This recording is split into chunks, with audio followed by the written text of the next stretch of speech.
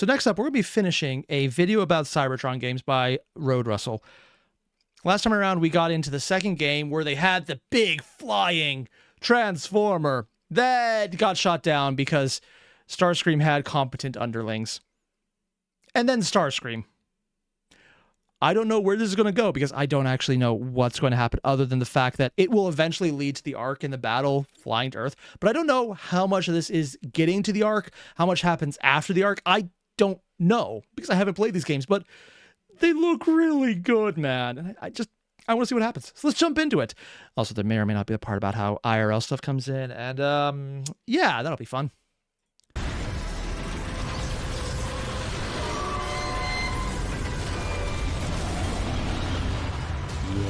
Yeah. This is fine. All right, so the next chapter. Combaticons were arrested because they were competent. Can't have that. Congratulations, Onslaught. As a result of your failure to obey my orders, you and your Combaticons destroyed half of the energon supply in that crash. Wait, they managed to save half of it? Damn. Are you kidding, Starscream? The Autobots would have taken it all. My team salvaged an operation that you screwed up from the get-go. No one addresses the leader of the Decepticons in such a manner. Just imagine what it would be like if he just randomly decided, hey, I'm the leader now. A competent Decepticon in charge. Would that be better or worse?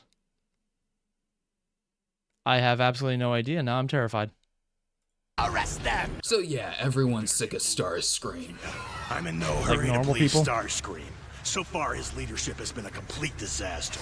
An inconspicuous alien Walkman, probably playing some tunes. Which reminds me, this is a great time to mention that the musical score for both War and Fall is severely underrated. Oh, and they're by Tyler Bates and Troels Folman? I'm probably butchering that name horribly. War had this grungy rock soundtrack. It's this coarse guitar sound that sounds messy and dirty. Oh shit, seriously? I'm probably going to start listening to the Transformers War for Cybertron soundtrack. That just sounds awesome. I like dirty, grungy rock. Violence personified through the music. Fall, on the other hand, is sadder yet more epic. The end of days with a desire for hope on the other side fits this game to a T. It's still good, but I actually think just for personal preference, War sounds a lot better. Huge part of the reason I enjoy the game so much. Audio can make or break a game. Yes. So the voices and the music and the sound design all work cohesively. Part of their sound design was recording bottle rockets. Oh my god, how do you, just look, imagine their expense report. So what'd you do? Went into the desert and fired bottle rockets. Neat! Oh, that's awesome. And enhances the visuals we see on screen. That was I really like the transformation sound, for example. All the frequency information to get that transform sound is in there. So it's just about carving it out. You take that source and get something like that.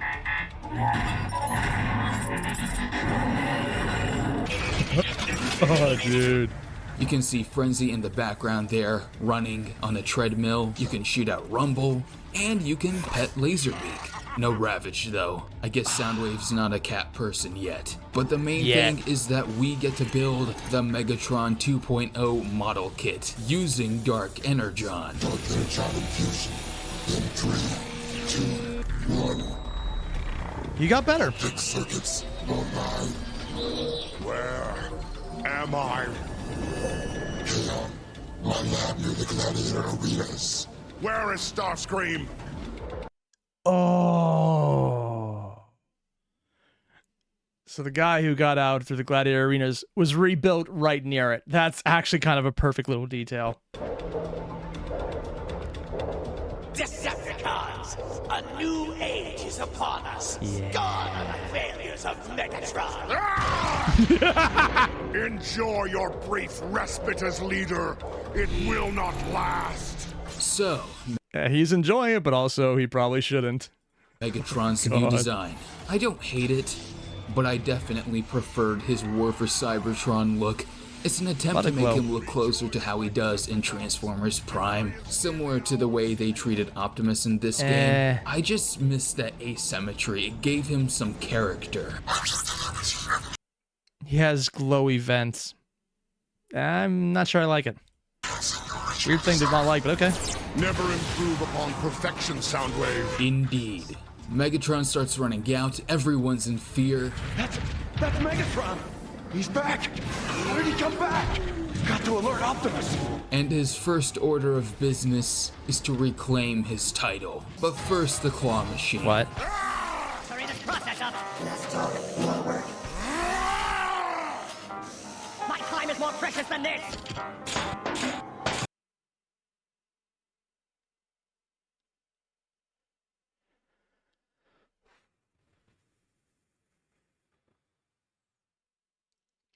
Okay, there's a claw machine portion. I really hope I don't need to actually play it because I would never make it. But It's the a main minigame, course is right? once you get on the elevator, you get to see a recreation of the '86 movie. Who dares to disrupt my coronation? Coronation, Starscream! This is bad comedy. You end up fighting all of the disloyal Decepticons who have been bribed by Starscream. Yeah. Your allegiance to me will ensure you an eternal supply of energon.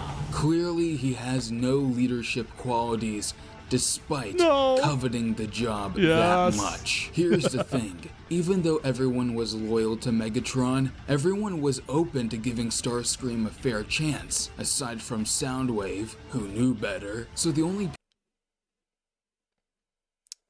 the point of Soundwave having sound judgment, there's a joke in there somewhere. people who would fight for him are those who are being promised unlimited energon, and even that's a farce. Yeah, if you're dumb enough to take it, yeah. Their loyalty exchanged for a promise so hollow I feared I wouldn't be able to actually say the words without laughing in their pathetic stargazing optics. An unlimited supply of energon to each who swears his allegiance to Starscream? An unlimited supply of energon from where, you imbeciles? He's a complete con man. Many versions of Starscream have some redeemable qualities. Not this one. But this one does not. As Megatron, you can hover. It's quite handy when you want a superhero landing every Autobot in sight.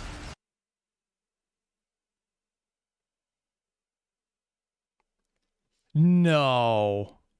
Hover is quite handy when you want a superhero landing every Autobot in sight.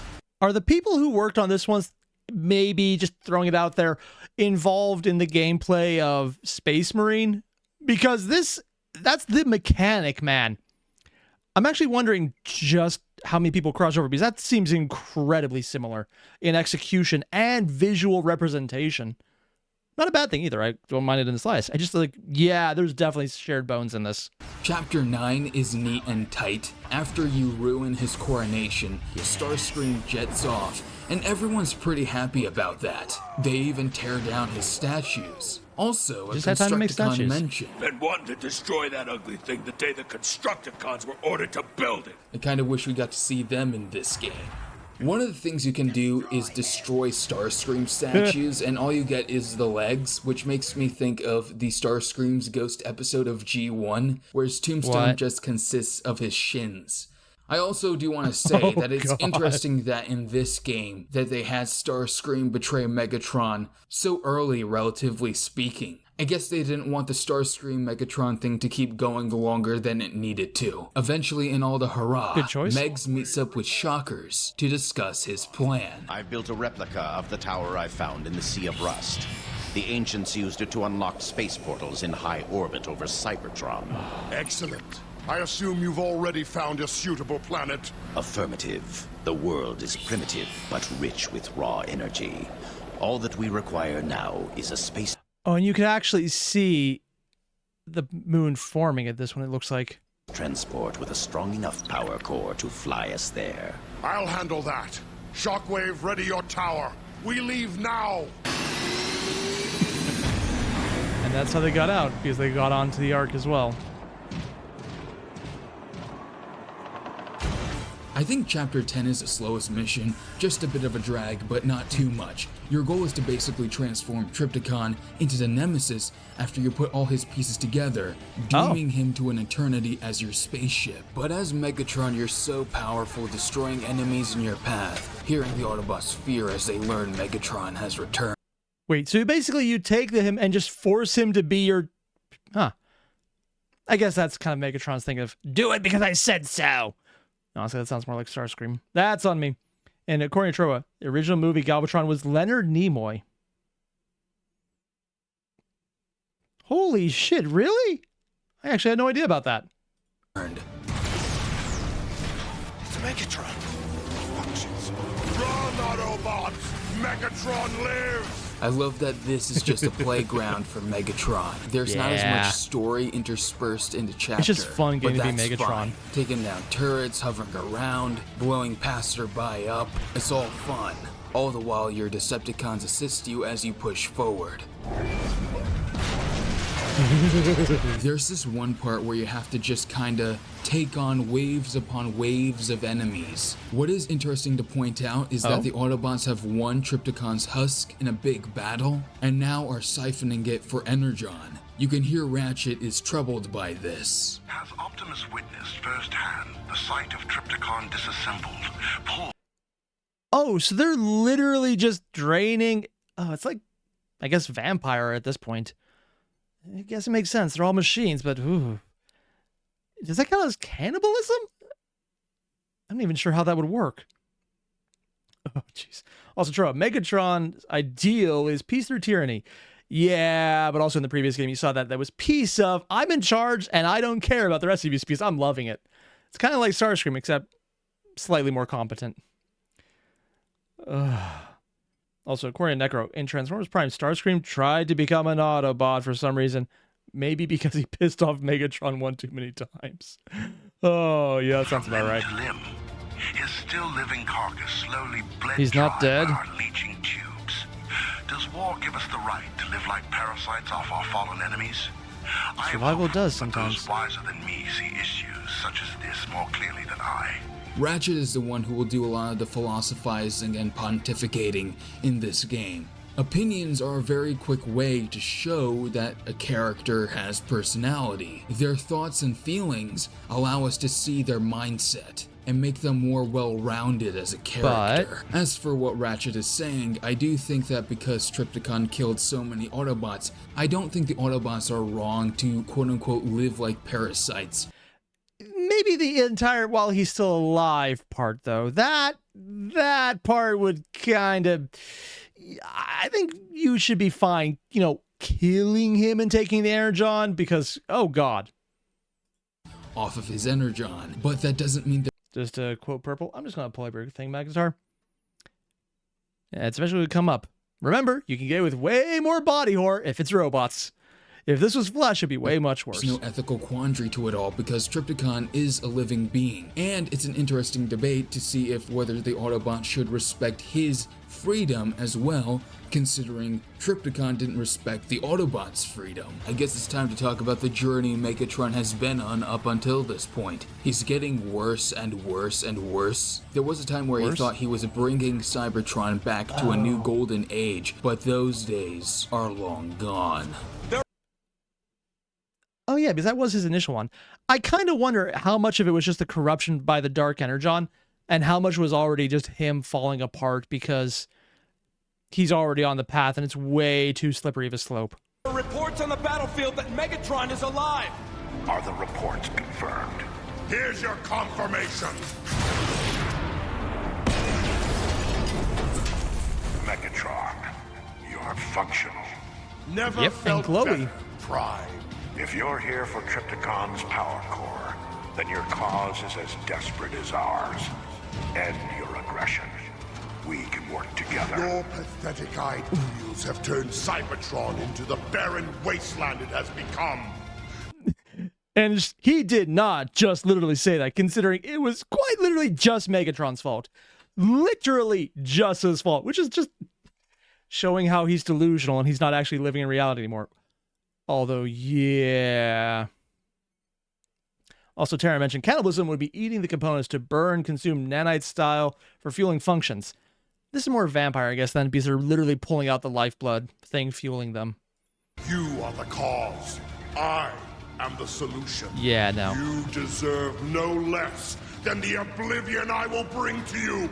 Goodbye, Megatron, wait. And he was still trying to talk to him. Asshole himself, condemning Trypticon to a fate as a ship. Trypticon, if you can hear me, understand this is not a rescue mission. Despite your great power, you failed to destroy the Autobots. You failed me.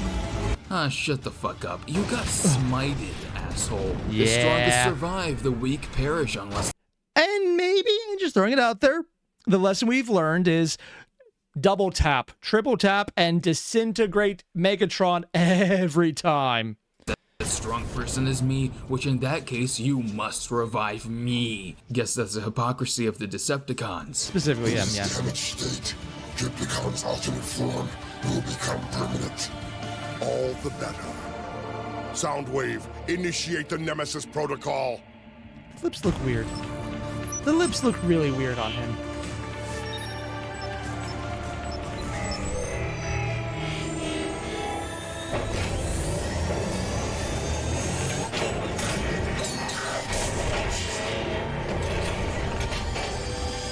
And you can actually watch the light leave his eye. Like that moment right here. Yep.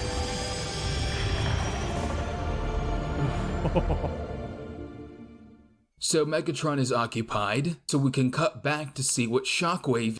Also, just Necro goes, I think Shockwave was their doctor. Yeah. Disintegrated wouldn't be enough. And Shockwave's their R&D. He did some doc stuff too. is doing in the meantime. The next level is a rather fun one. We get to play as a normal Decepticon trooper. Oh. High Moon is really good at Easter eggs. You can go around, see what this rando thinks of stuff. All hail Megatron. Long live Megatron! You can see how people treat him. That server isn't gonna fix itself! Check it out!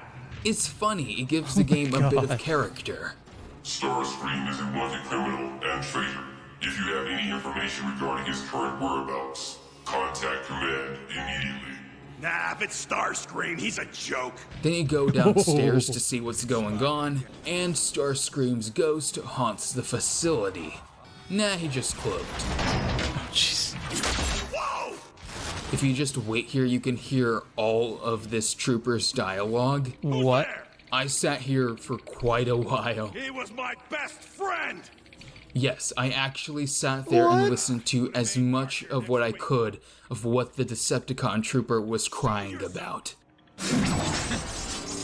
And dead. But now you control Starscream, and you can do all of the same things. When I'm back in charge, naps He just ran- will become law. He's got my vote. Well, Shit, I actually would be convinced by that one. that was pleasant. Once you're done with all that, you have to get inside the main tower by blowing up all these other terminals. And on the way, you can get your little gift. You can just get gets your the- crown. Really? Yes, all shall fall before me. It's a quick but Oh my memorable God. section where we can fly around for a bit, sneak around, kicking cons in the balls, throw bombs. You can get inside and see someone intriguing. This is the last time you'll see old Screamer, so let's reflect on how far he's fallen. He used to be an Autobot Sky Commander, he wanted power of Dark Energon, so he gave all that up and turned his life upside down. He got a little tasty taste of that power, but not for long. And he showed how bad he would be at it. Which is a far cry from other versions where they show him being actually a pretty competent leader, even with all of his ego. Seriously? People of Cybertron, hear what I say. Get ready to shout out. Hip, hip, hooray. For I bring you news of the new holiday. Tomorrow's officially chosen one day. Oh God, it's Christmas, isn't it? Oh, wow. Egotistical quirks. But here, no, he's just incompetent. He ditched a good gig and ended up killing so many Autobots, and it was worth nothing for him in the end. And you know what? I think he gets everything that's coming to him. After planting one more debt pack, You picked on the wrong...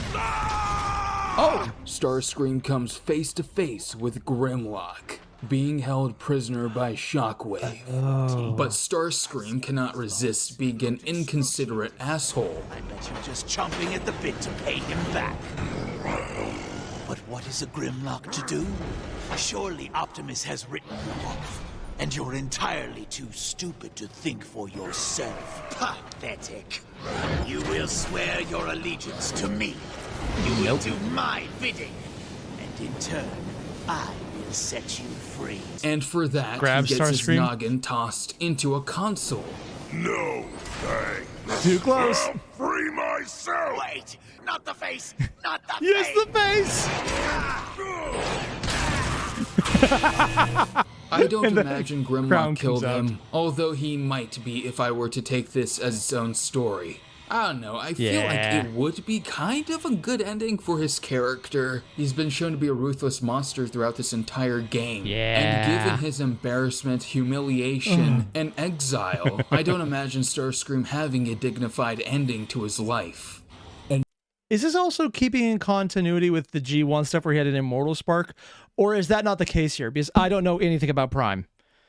Heard it's good. People are saying I should check out the movie, but I don't, or one is the movie. I just don't know if he keeps that from the first series. Now we're back to playing as the Autobots, specifically Grimlock. I don't know if this is the first version of Grimlock that's been created by Shockwave, but I do think that High Moon did a lot new with this character nevertheless. Like his comic counterpart, he's not dumb. He just has a hard time putting what he has to say into words. Nothing feels right. Hard to think. The Grimlock that you'll hear in the final product is, you know, his speech it comes out of, he's frustrated, right? He wants to be able to speak the way that he did before, right? He wants to be able to command the way that he did before, and it just enhances his rage. Yeah, I kind of think about Grimlock kind of as a person who has a really bad stutter, right? That doesn't mean there's anything wrong with their ability to think. It's just hard to get the words out sometimes. Although they did literally just say hard to think, not hard to speak, which kind of does counteract everything there, so. And that's the way I kind of think about Grimlock. Shockwave saw how powerful he was, so to reciprocate that, he experimented on his mind to make him more dim-witted. He has trouble communicating how angry he is in words, so the language he chooses is violence. It's a real flowers for Algernon tragic story here. I don't know, because it kind of looks like when violence is the only language you have, find people who understand it best. And right now, he's in a very good place to talk to people in a language they understand. Grimlock is a force to be reckoned with. Watching as the Decepticons flee like little ants, he just slices through everyone with every swipe of his sword. Is his sword bending? And throw explosives and even other enemies. You could toss the barrels at bad guys, or you could toss the enemies to who knows where. You can also do these executions where you can thrust your blade into a bad guy and go all commando on them. Executing the little guys running around builds your rage meter more and more. Grimlock. What the hell is going on here? When you meet Kickback, you unlock the ability to transform. Tear you apart, just like we did in the Sea of Rust.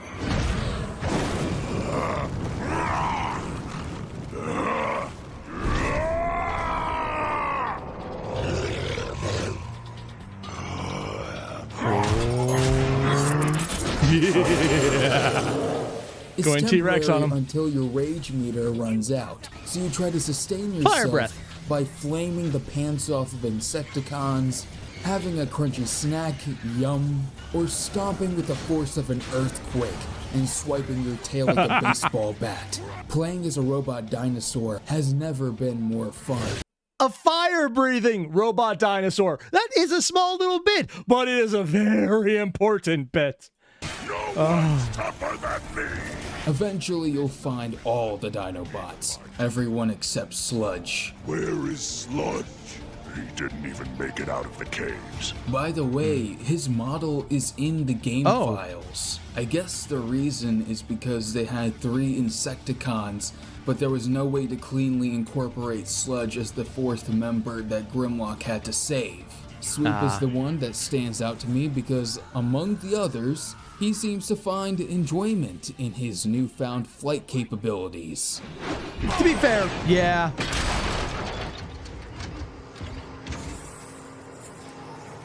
How'd you do that? Don't know, but I like it. Can you transform? No, everything's different. You mean better? Just different.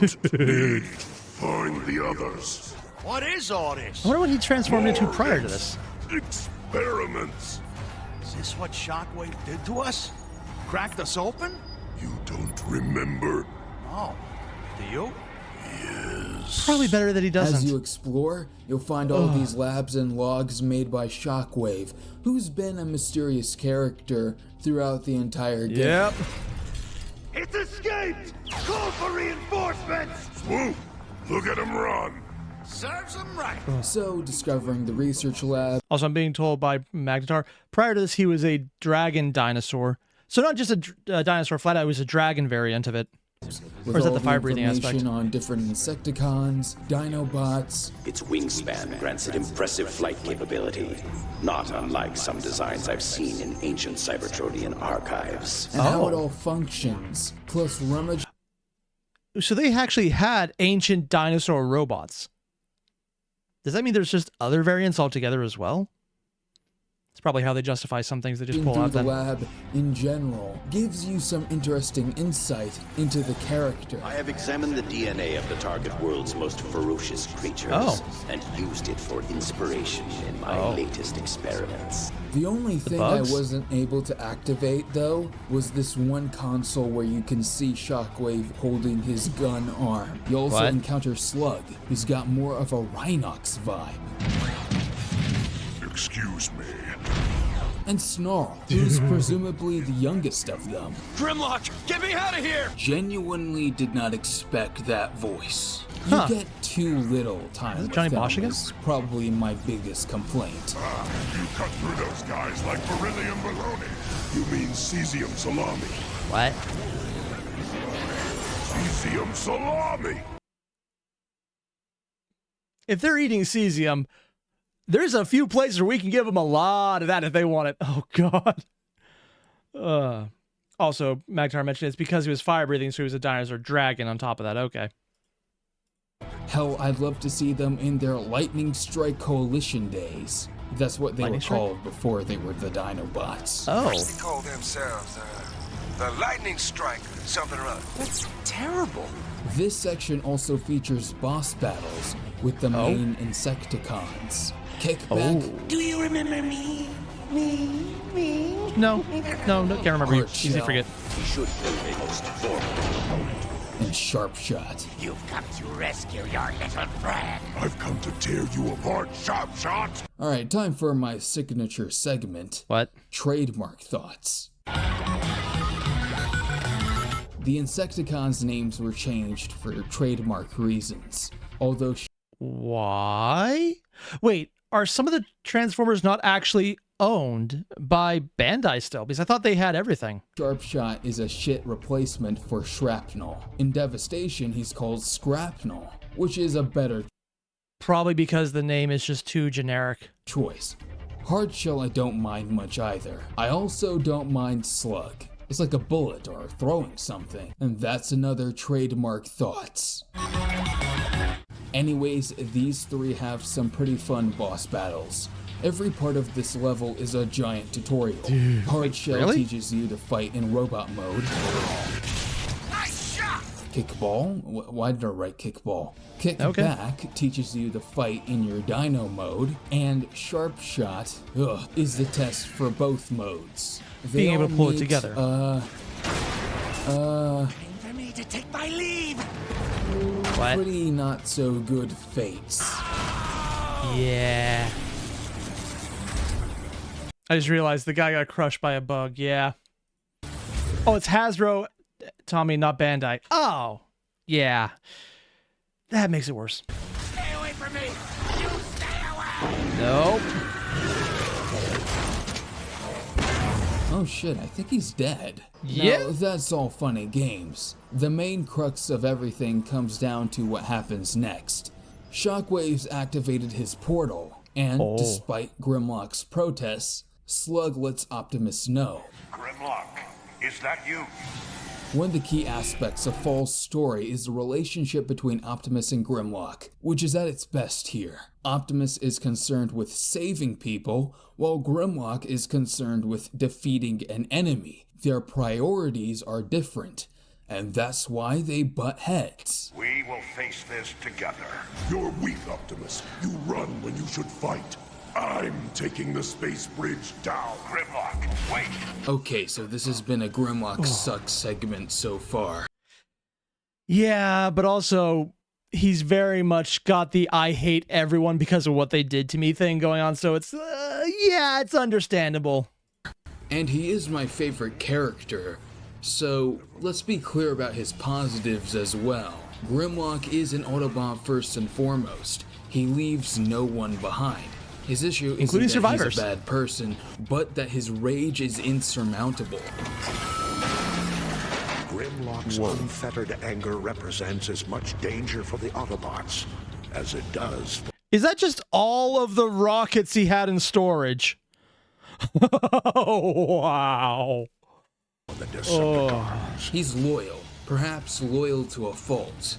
And part of his anger building up over this chapter was because he was saving his friends from the Insecticons. He's also about defending the innocent. Even though he will disobey Prime, he does agree with him that the tower must be shut down to stop Megatron from plundering another world. We cannot allow Megatron to plunder another world the way he has Cybertron. For once, we agree. But he does have an issue with his pride and his rage, and it's a perfect reason as to why he's not the leader. And also does show the thing that probably needs to be highlighted really well, that the Autobots aren't perfect, because when you got someone like Optimus there and everyone else is like, yeah, Optimus is great, you can easily fall into the, I'm great, everyone else under me is great, we're all great, why would anyone oppose this? And this would be why. This is actually a narrative conceit that some older TV shows have fallen into, and G1 did a lot of that. But also they were not looking to tell a competitive story, they were looking to tell the, look at this shiny thing you need to buy story, and then just happened to make a story off of it. And again, considering the movie where everyone died, you know, the Transformers G1 movie was freaking amazing. And then they actually started dealing with character issues in that movie. I have no idea what happened after that TV show. I don't really care because the movie itself stands on its own as a freaking amazing ride. I'm going to be talking about that a lot. I'm going to stand by that because it's still amazing. It holds up. In another situation, I could imagine... Also, Magtar, because Optimus is great. Oh yeah, he is. But if everyone under you also looks great, and there's no other people to show what a non-perfect character looks like, then it becomes too one-sided. It's also why Megatron being just horrible is fine, when you also have characters like Starscream showing the dichotomy there of evil but incompetent versus evil but competent. Or the I cannot remember names, but like everyone else, how there's a lot of variation of competent and evil, evil but incompetent, just doing their own thing, the grunt side that got killed by Starscream. I like seeing the various levels of here's the variety. Variety makes things interesting, so it doesn't look like we're just doing a template that everything is just stapling new looks to. And it's actually really well done so far. And I like seeing that they have disagreements, but they're mostly on the same side. It's well done. This plot as being that Optimus is the ineffective bureaucrat and Grimlock is just the go-getter tough guy to get things done. But the game repudiates that. The game is saying, no, that type of leadership is not what the Autobots need. This is supported by this one prequel comic. It details all the events that happened up until Chapter 2 of Fall of Cybertron. Oh, we actually got to see the old bodies. It shows why Grimlock left his post. And you also get to see a first-hand experience of what excruciating pain has been done to him in the experiments to turn him into a Dinobot. You also get to see how powerful Shockwave is, and more dichotomies between Optimus and Grimlock. and it shows a diversity of opinion in the Autobot ranks. Grimlock has a big problem with Optimus's evacuation order. General evacuation? I thought I'd heard it all. Optimus expects us to turn tail and... Damn! Very much more eloquent, but I think it kind of gets around the right way. Treat. Not happening. If I turn my tail, it'll be to crush another wave of Decepticons with it. Also, I love hearing Greg Berger voice a more comic-esque Grimlock as opposed to the cartoony one. He sees it as Prime being too weak. While Optimus is frustrated, Grimlock won't see the bigger picture. I like that they added this. It adds more complexity to what's happening in the Autobot ranks. But anyways, the final bit of this chapter is after you get blown away by the wind, you control Swoop, saving Grimlock from being blasted out the window. Okay. Hey, we Dinobots gotta stick together! Oh god, there's a flying level. Grimlock's strong-headedness, the Dinobots are always gonna be by his side. Swoop's part is very short, with some of the last bits of Dinobot camaraderie when Swoop can't maintain control in the wind. Too much wind! We're going down! Ooh, right into the side. Got to the right place though. What did he just... Oh, what did he just crush? Coming for you. I think he just crushed one of the Decepticons. Oh god. Shockwave. Now consumed with rage, you charge towards Shockwave, finally hoping to satisfy your hunger. You destroy every enemy in your path. Little guys. Leapers. Everyone. No one is going to stand there's a force field he can run into. your quest towards revenge. So you charge towards Shockwave. Shockwave, you're finished. And? But it looks like he has a plan up his sleeve.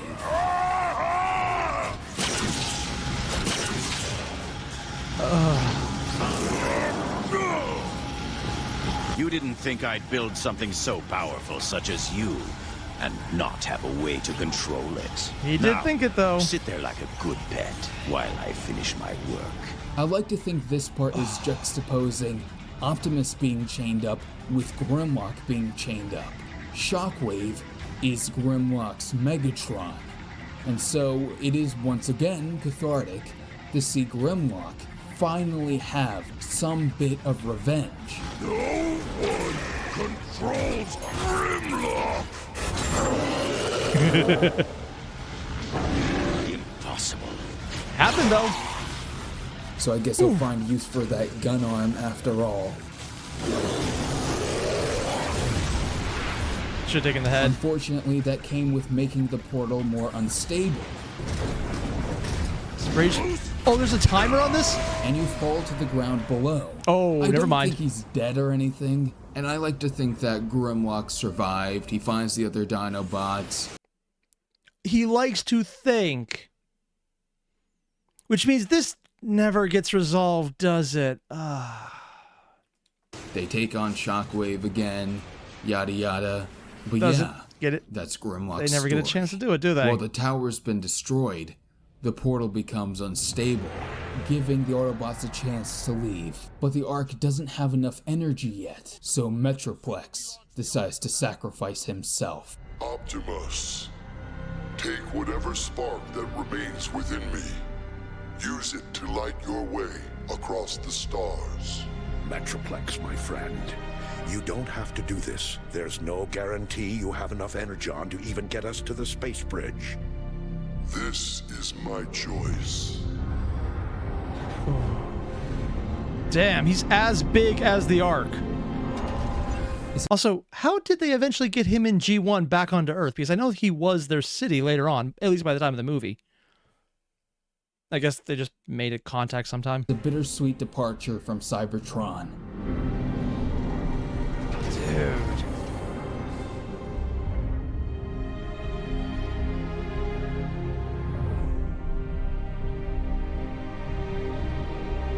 For a character you only met in the 3rd chapter, his aura, his wholesomeness, his everything, there's something so innocent about him. So when he makes his choice, it punches you right in the emotional gut. But the Ark is actually able to leave, although not without a cost. Your sacrifice will not be forgotten. High Moon did a really good job of making you feel for him and making you feel his sacrifice. I get sad every time I watch that scene. So damn. And I keep having to remind myself, this is not supposed to be a continuation or a retelling of G1. This is going into Transformers Prime, which I don't know nearly enough about. It's a testament or supposed to to go into it. All are one.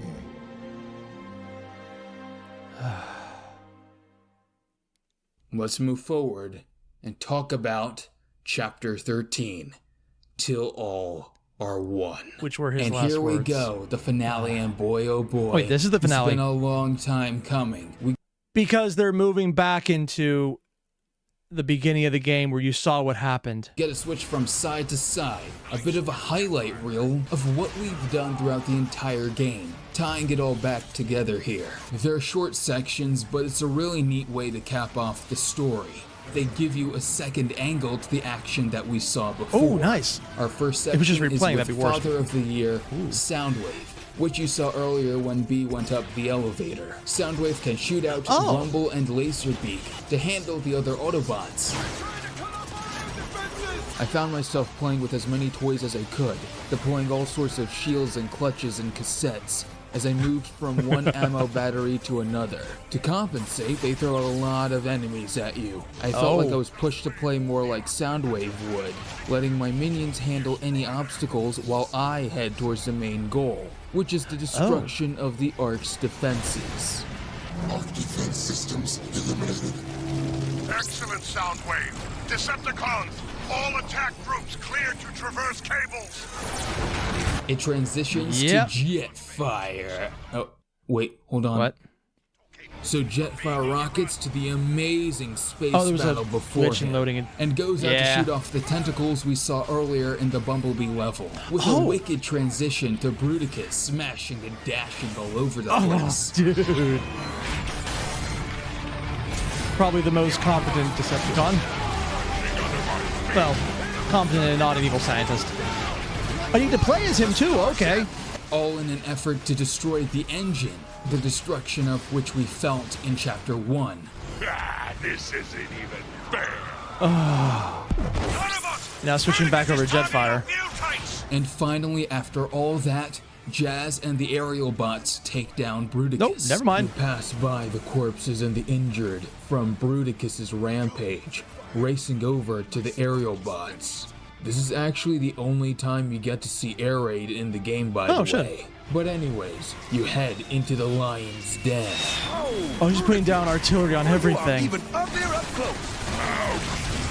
The little Autobot wants to play. Just a flurry of adrenaline passing over you as you. And because you already got used to playing as how strong he is, you're like, yeah, I know how many levels of fucked we are. Avoid his blades, shoot him point blank in the face, and launch airstrike after airstrike after airstrike. He's tough, but not out. One more. You just need one more, and yes! But it all culminates to the final battle between Optimus Prime and Megatron, which we know how this bringing goes. us back to where we left off.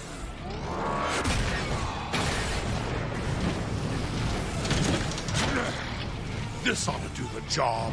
Even if you destroy me, Megatron, others will rise to defeat your tyranny. Then I'll just have to destroy you all.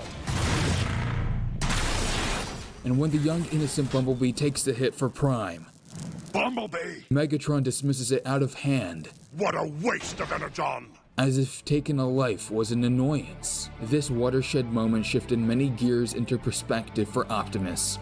After eons of conflict, I find... Because previously he was still trying to talk to Megatron. Because the best thing about Optimus is that he always gives people a chance. The worst thing is that he always gives people a chance. It's also his strength. I love this character, damn it. Finally see the truth of your words, Megatron. And what might that be, Optimus? What? This universe no matter how vast, will never be big enough for you and I to coexist. Just randomly grabs him, stopping him from even moving. And he has his own sword, of course. You can take control of either Optimus Prime or Megatron. What? Good or evil. Once you've chosen your champion, the battle commences. What? Oh, that's evil. Also forcing unless you get to choose. Like, there's like a save button, but just right at the end. Oh. I wonder if there's different endings. Finish this! It's simple. It feels like the other character is an actual person in the game, not just an enemy AI. A player character. And it's not just about the combat ahead of you.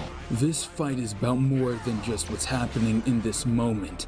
This is the end of the war for Cybertron, and Megatron hopes of course he has it'll a be the spinning end attack of the Autobots forever. These two have gone through so much history between them. And that's what War and Fall is about, the relationship between Optimus Prime and Megatron. Megatron, the gladiator who rose in the arenas and became addicted to power like a drug.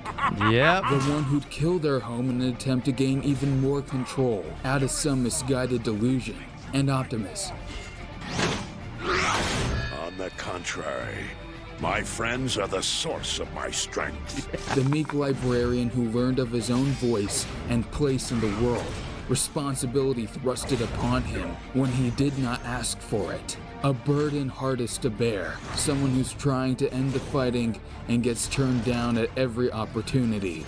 I'm going to be honest, if I ever made it this far in the game, which I never would because I have absolutely no hand-eye coordination, I don't think I'd ever find out what Megatron's ending looks like because not picking Optimus would just feel weird.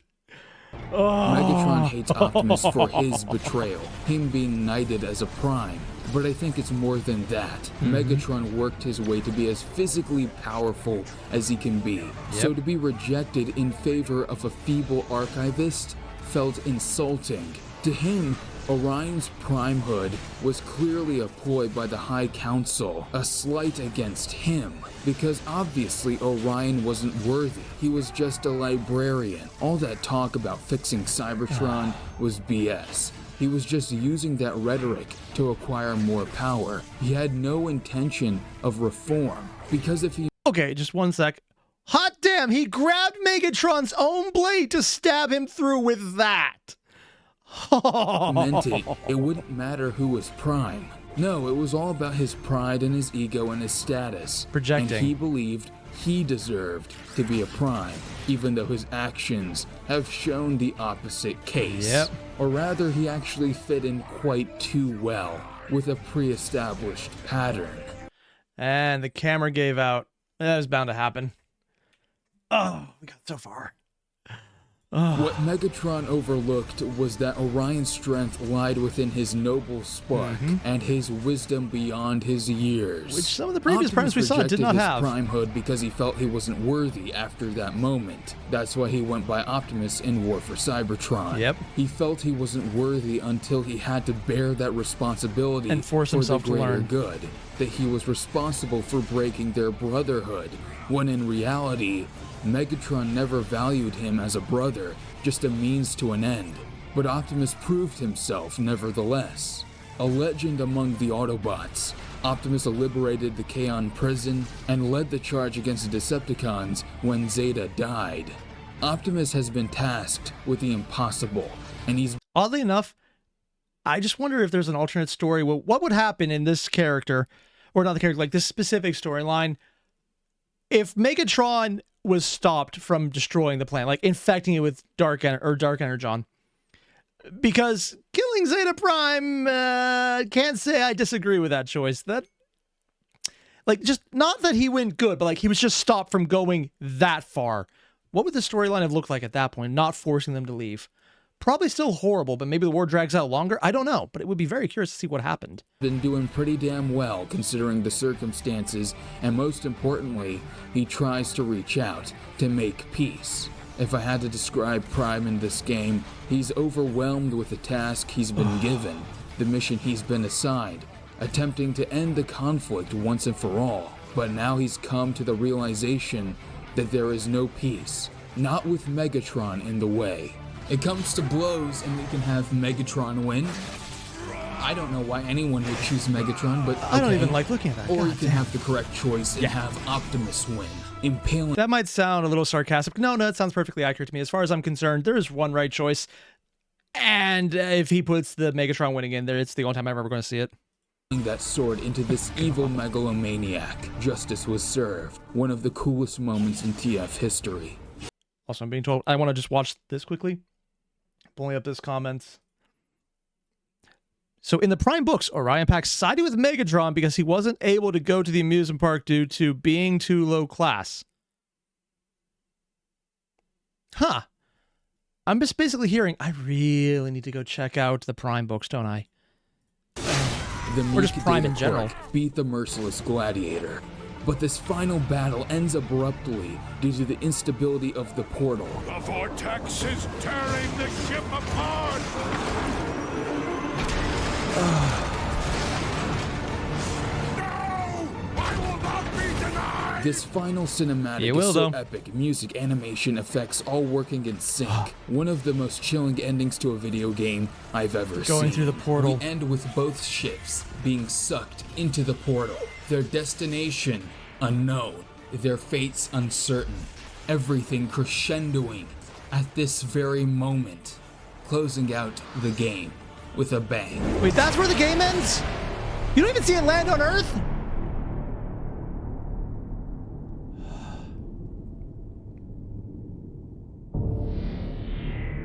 There's no like after credit scene or anything? So you just heard me ramble about War for Cybertron and Fall of Cybertron for about 3 hours.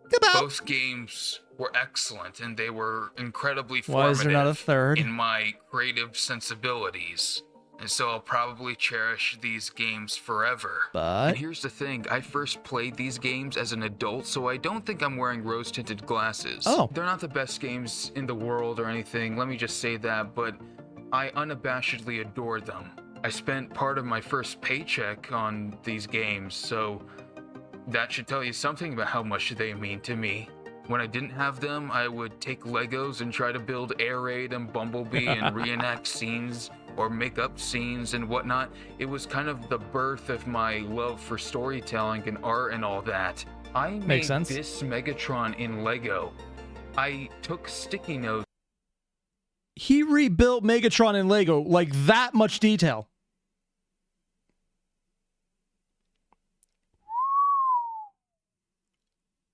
That's impressive. Well, I mean, depends on how well he did, but still. And I drew a little face on it and put it on a little white brick, and then I called that Megatron. Boom. And as Transformers stories, they really show the potential of storytelling in the franchise. This and animated have some sort of auteur quality, like there hasn't been anything like it. If I had a magic wand, limitless resources and money, well, the third game would be called Exiled from Cybertron. It would be a planet-hopping adventure where the whole thing would end with them all arriving on Earth. Or maybe you have a third game where you actually have to disguise on Earth, and that's how you play the game. I don't know, there's so many possibilities for Transformers. Honestly, I almost want to see something like just jumping so much forward and seeing what happens. I would love to find out more. Also, it's just a picture of Megatron? Nah, okay. Yeah, still it's fun. That these games exemplified. It's an untapped market that I feel Hasbro hasn't really delved into enough. Hasbro making mistakes. That's never happened. Also, I would have sworn it would be Activision fucking this up. They haven't put their full weight behind it yet, but hopefully someday they will. And let's make another Michael Bay movie instead. A game just as good as these games or Devastation in the future. But I'm not the only person who grew up on these games. And there wasn't just the console versions. There were also the DS versions, the Wii versions, etc., etc. There was a Wii version. Considering some of the motion controls, maybe that actually be pretty fun to aim with. These games had some or very profound confusing impact on a lot of childhoods. So why don't you hear from some of them? Oh?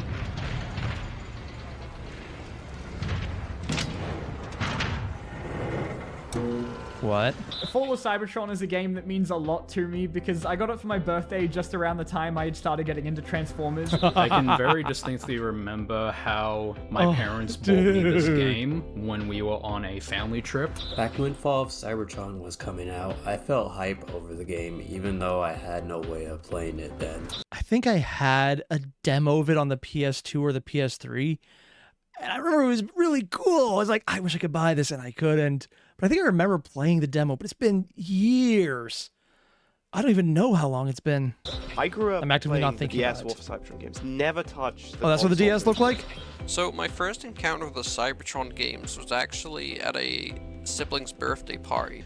And I think it had War for Cybertron in. It was really different from everything else I had seen, that being the Michael Bay movies and the G1 cartoon rerunning on Pop at the time. Getting home from school, playing Fall of Cybertron, buying the game on day one as well, but I couldn't even play it until I got back home from holiday. That's how excited I was. One of the fondest memories I have of the Cybertron games is meeting one of my best friends to this day on War for Cybertron. I would say that both War and Fall of Cybertron. Really? JoJo Shockwave.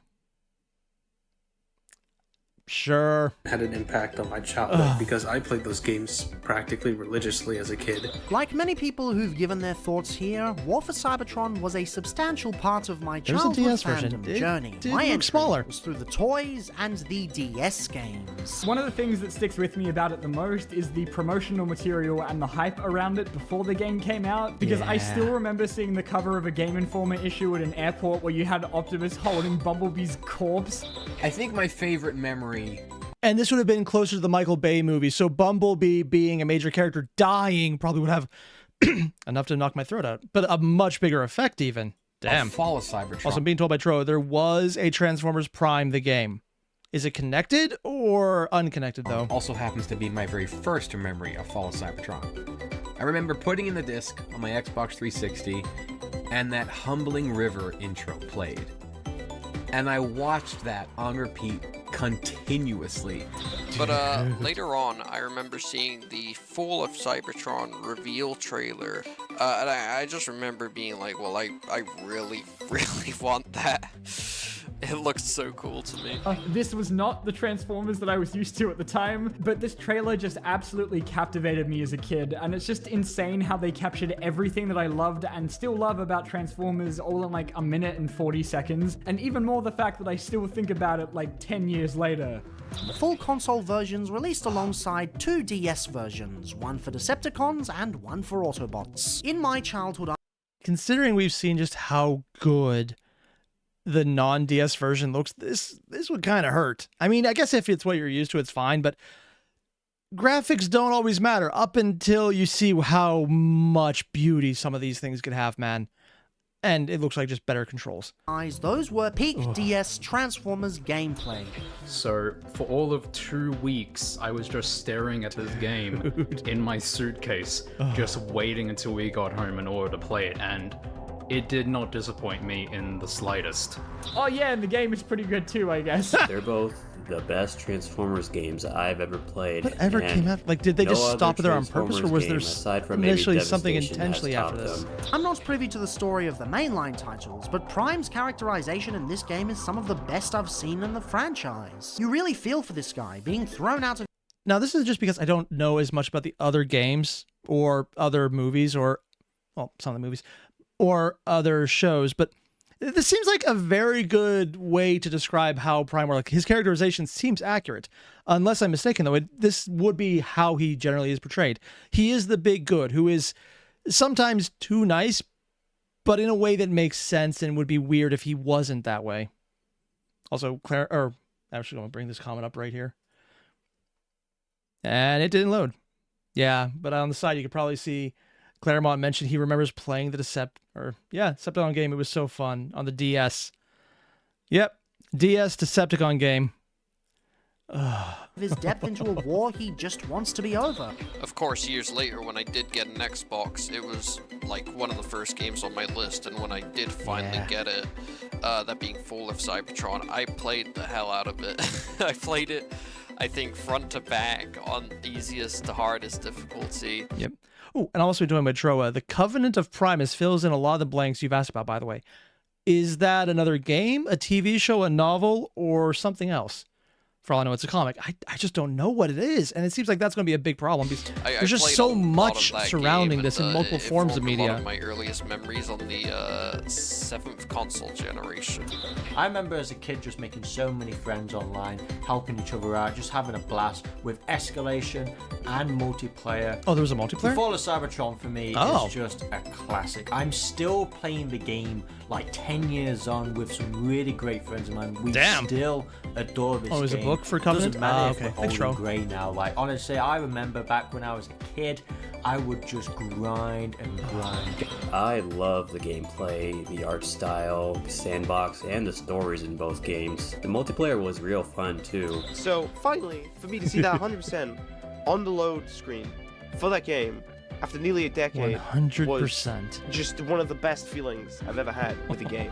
The combat had been refined to near perfection. The levels were much more linear than most were used to, but the atmosphere was unlike anything seen in the previous games. Definitely eager to get back. Were there previous games for this that weren't linear? Oh no, this is back when open world games weren't just all the rage, but almost a requirement. Even when they really shouldn't have been, yeah. Play them again someday, along with the full versions eventually. Another one I can remember is the map room with Cliffjumper, and you see the planets surrounding the room. That was just as, like, visually stunning as the opening scene. One thing I think Fall of Cybertron does really well is its scenario building. As, like, in terms of, like, narrative levels and on a gameplay level. I think the best example of this is with the Combaticons.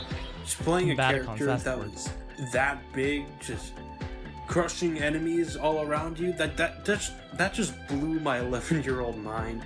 And it's probably why Bruticus is my favorite combiner of the bunch.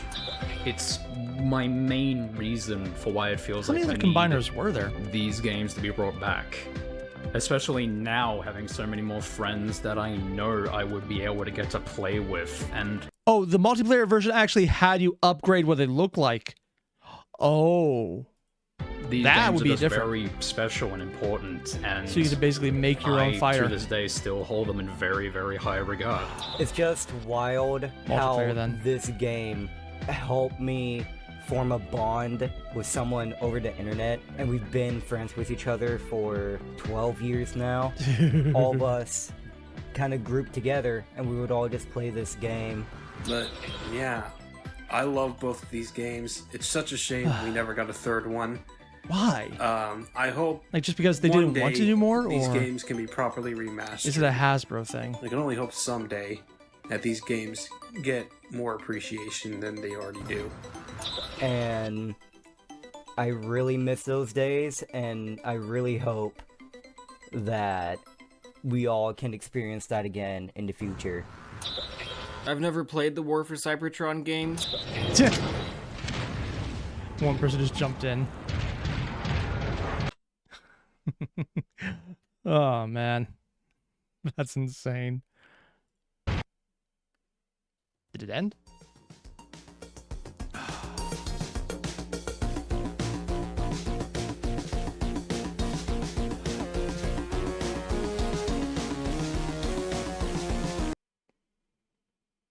Damn.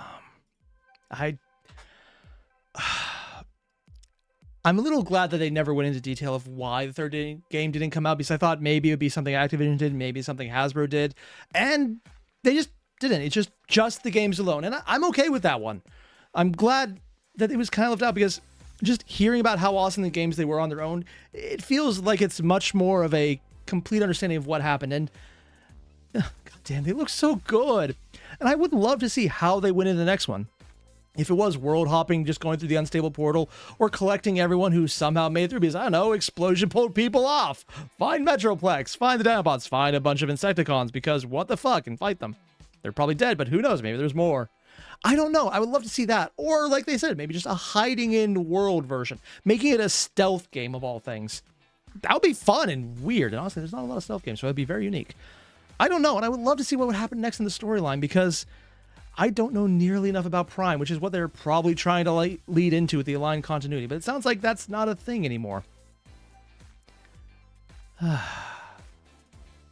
Apparently there's a lot more information in the books, and I would love to find out more about that. I might look and just probably wiki walk them for far too long.